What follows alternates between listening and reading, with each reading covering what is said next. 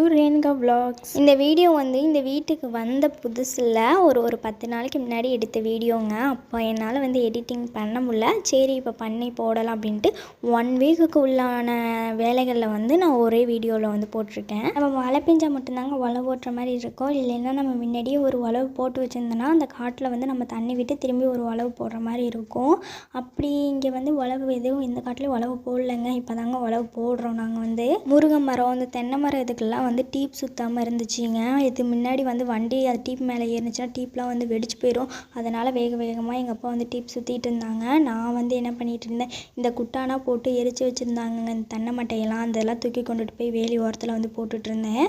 எங்கள் அம்மா சோளம் மட்டும் போட்டு விட்டுட்டு நானும் எங்கள் அம்மா வந்து மாடு பார்க்கலாம் அப்படின்னு சொல்லிட்டு கிளம்பி போயிட்டாங்க. ஏதோ ஒரு இடத்துல மாடு இருக்குதுன்னு சொன்னாங்க. நாங்கள் மாடு ஒன்று வாங்கலான்னு இருக்கோம் அப்படின்ட்டு அதை பார்க்குறதுக்காக போயிருக்காங்க. நார்மலாக நம்ம ஒரு வீடு மாறினாலே அவ்வளோ கஷ்டமாக இருக்குங்க. இங்கேருந்து அங்கே ஜாமான் மாற்றி வச்சு அங்கே போய் செட் ஆகிறதுக்கு. ஆனால் ஒரு தோட்டமே வந்து வேறு தோட்டம் மாறி போய் அங்கே ஒரு செட் ஆகுறோன்னா அது ரொம்ப கஷ்டமாக இருக்கும். ஆடு மாடு இதெல்லாம் இங்கே கொண்டு வந்து பத்திரமா சேர்க்கணும். போர்லேருந்து எல்லாத்தையும் நம்ம இங்கே கொண்டு வந்து செட்டில் பண்ணிவிட்டு நம்ம வந்து இங்கே பழகிறதுக்கு ஒரு 10 நாளாக தான் ஆகும்.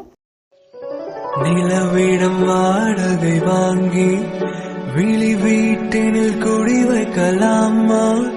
நான் வாழும் வீட்டுக்குள் வேறாரும் வந்தாலே தகுமா?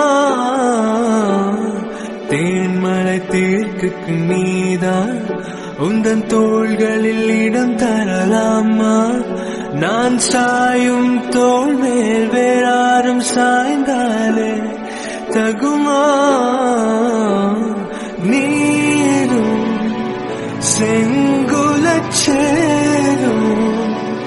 கலந்தது போலே கலந்தவள்தான்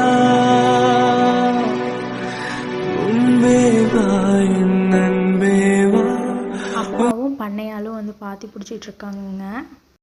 சோளம் போட்டு மறுநாளே நம்ம பாத்தி பிடிச்சி அன்னைக்கே வந்து நம்ம தண்ணி விட்டுறணுங்க. இல்லைன்னா வந்து சோளம் வந்து புழுங்கி போயிடும் அப்படின்னு சொல்லுவாங்க. நாங்கள் சோளம் போட்டோன்னே அப்புறம் ஒரு நாள் வந்து மழை பெஞ்சுதுங்க. சரின்னு சொல்லிட்டு அதுக்கப்புறம் மறுநாள் தான் நம்ம வந்து தண்ணி கட்டணும்.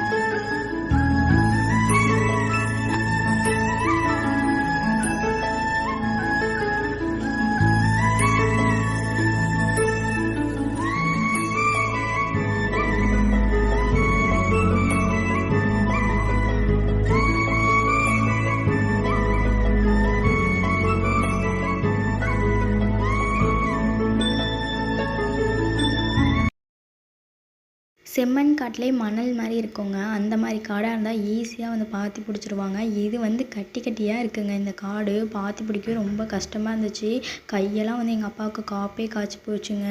இந்த வேலையெல்லாம் முடிச்சுட்டு ஆடு மாடுக்கு வந்து ஒதுக்கு கட்டலாம். ஆடி மாதம் வந்துருச்சுன்னா காற்று காலம் ஆரம்பிச்சிருங்க. ஆடு மாடுக்கெல்லாம் வந்து புல்லு போட முடியாது. தட்டெல்லாம் போட்டால் பறந்து போயிடும். அது இல்லாமல் மாட்டை வந்து காற்றுல கட்டினா மாடு வந்து பால் வந்து கம்மியாக தான் கறக்கும் அப்படின்னு சொல்லுவாங்க. காற்று காலத்துலலாம் எப்பயுமே வந்து மாட்டில் வந்து பால் 1 லிட்டர் கம்மியாக தாங்க இருக்கும். தென்னை மட்டையை வச்சு கட்டிடலாம் அப்படின்னு சொல்லிட்டு வந்து நெட்டுக்கும் வந்து குச்சி வச்சு நல்லா கட்டி விட்டுட்டு தென்னை மட்டையை வச்சு கட்டிகிட்டு இருக்கோம் படல் மாதிரி. அக்னி வெயில் எப்படி இருக்க போகுது அப்படின்னு வந்து நினச்சிட்டு இருந்தோம். மழை பெஞ்சு இந்த அக்னி டைமில் வந்து வெயிலே வந்து குறைச்சிருச்சிங்க. நாங்கள் இந்த தோட்டத்துக்கு வந்ததுலேருந்து 10 நாளாகவே ஒரு நல்ல மழை தான் இங்கே சொல்லணும். தென்னை மட்டை அந்த ஓலை இருக்குல்லங்க, அதை வச்சு தான் வந்து கட்டிகிட்டு இருக்காங்க. ஒவ்வொரு வந்து தென்னை மட்டையாக எடுத்து வச்சு ஓலையில் வந்து தண்ணியில் ஒரு மணி நேரம் ஓலையை ஊற வச்சா அது வந்து நல்லா ஊறிக்குங்க. அது வந்து ஸ்ட்ராங்காக இருக்கும் கட்டினா. அதை வந்து கொஞ்சம் கொஞ்சமாக பிரித்து வந்து குச்சோடு சேர்த்து வச்சு கட்டிகிட்ருக்காங்க.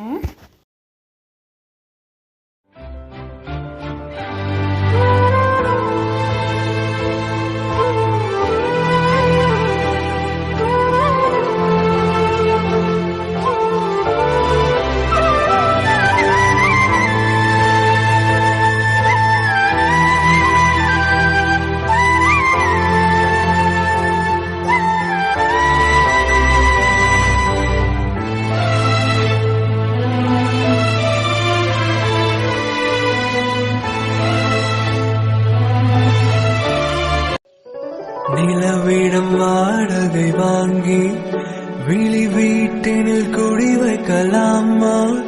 நான் வாழும் வீட்டுக்குள் வேறாரும் வந்தாலே தகுமா தேன்மலை தேர்க்குக்கு நீதான் உந்தன் தோள்களில் இடம் தரலாமா நான் சாயும் தோள் மேல் வேறாரும் சாய்ந்தாலே தகுமா நீரும் செங்குலச்சேரும் கலந்தது போலே கலந்தவள்தான் உன்பேவா என் அன்பேவா ஊனேவா உயிரேவா உன்பேவா என் அன்பேவா பூ பூவாய் பூ பூம்பா நானா கேட்டேன் என்னை நானே நீயா நானும் எங்கள் அம்மா நின்று பார்த்துட்டு இந்த மட்டை போதுமா வேணாமா அப்படின்னு கேட்டுட்டு மட்டை போய் மரத்தில் உள்ள மட்டையெல்லாம் பிடிச்சி காஞ்ச மட்டையெல்லாம் இழுத்து பிடிச்சிட்டு ஒரு 10 மட்டைக்கு பக்கமாக சேர்த்து கொண்டு வந்து போட்டுட்டு இருந்தாங்க. எங்களுக்கு பத்தாதுன்னு தெரிஞ்சுது. நேற்றுக்கே வந்து தோட்டத்துக்காரங்களாம் மட்டையை எடுத்து போட்டு தீ வச்சு எரிச்சு விட்டுட்டு போயிட்டாங்கங்க. இன்றைக்கி உழவு ஓட்டணும்னு சொல்லி இன்றைக்கி காலையிலே வந்து உழவும் ஓட்டிட்டாங்க. அதுக்கப்புறம் வந்து நம்ம காஞ்ச மட்டை தொங்கிட்டு இருக்க மட்டையை தான் எடுக்க முடியும்னு சொல்லி அதெல்லாம் வச்சு பிடுங்கிட்டு இருந்தோம் மட்டையெல்லாம்.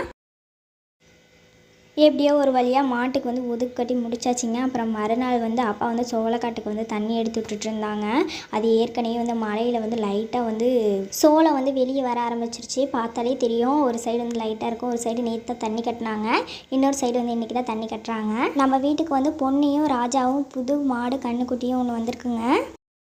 இன்றைக்கின்னு பார்த்து எங்கள் அம்மா வந்து வெங்காயம் கொண்டுக்கிட்டு சந்தைக்கு போயிட்டாங்க விற்கிறதுக்கு. பயம்னா பயம் எனக்கு தாங்கலை. ஃபஸ்ட்டு 2 ஸ்டெப்பு தள்ளியே தான் உட்காந்துருந்தேன். எட்டி உடச்சிதுன்னா அப்படியே எந்திரிச்சு ஓடிடுது இப்படின்னு. மாடெல்லாம் எட்டி உடச்சி மூஞ்செல்லாம் பஞ்சராகி போய் கேள்விலாம் பட்டிருக்கேங்க எங்கள் சொந்தக்காரங்களிலே. சொரந்தோடனே காம்பெல்லாம் நல்லா குண்டு குண்டாக இருக்குங்க. நான் பயந்ததெல்லாம் விட நினச்சதெல்லாம் விட ரொம்பவே இந்த மாடு ரொம்ப சாதுவாக இருந்துச்சுங்க. எனக்கு ரொம்பவே சந்தோஷமாக இருந்துச்சு. 2 கறவை போட்டோன்னே அதுக்கப்புறம் எனக்கு பழகிருச்சு. நல்லா உட்காந்து கறக்க ஆரம்பிச்சிட்டேன். என்னோடய வீடியோ இப்போ தான் ஃபஸ்ட் டைம் பார்க்குறீங்கன்னா பிடிச்சிருந்ததுன்னா லைக் பண்ணி சப்ஸ்கிரைப் பண்ணிக்கோங்க. மீண்டும் நான் வந்து புதிய வீடியோவில் சந்திக்கிறேன். டாட்டா பாய் பாய்.